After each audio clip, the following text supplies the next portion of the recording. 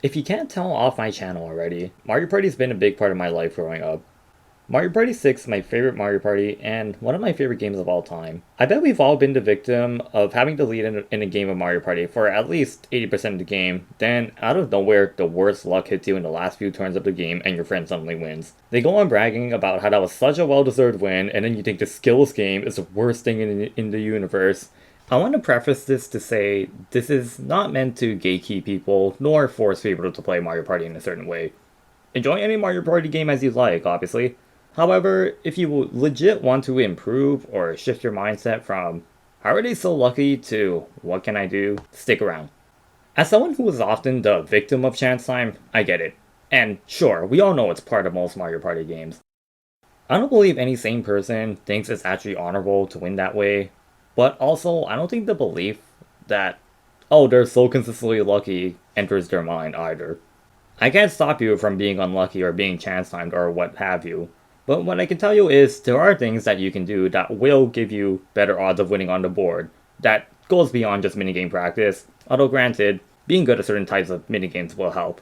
This guide is more catered toward Mario Party 6 and 7 as those are my favorites for a specific reason that I'll dive into later and also the ones that I have most experience with.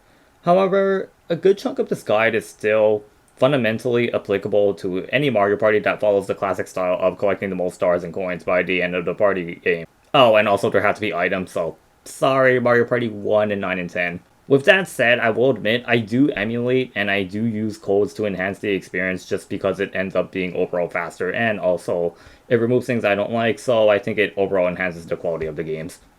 So here's a question. What do you think is actually the most important skill in winning games of Mario Party's board play? I'll give you a few seconds to think about it.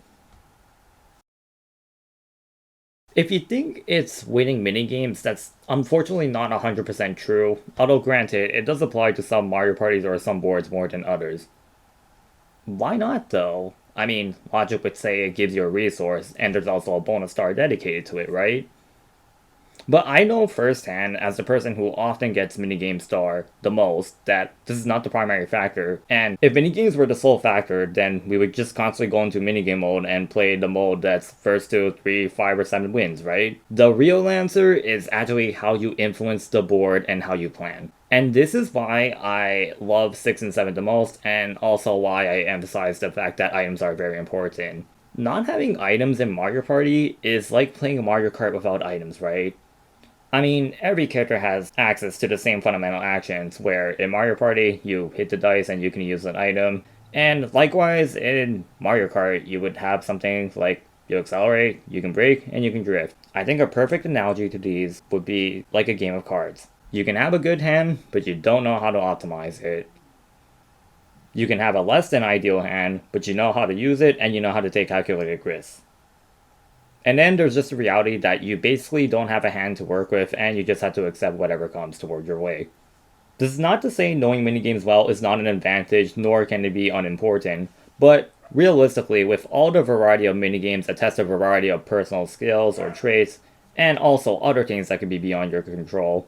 I mean, we have minigames that test your platforming, timing, mashing, pure luck, reflexes, accuracy slash perception, memory, filtering, your knowledge on certain texts, sometimes they're spawn dependent, and the list could go on honestly.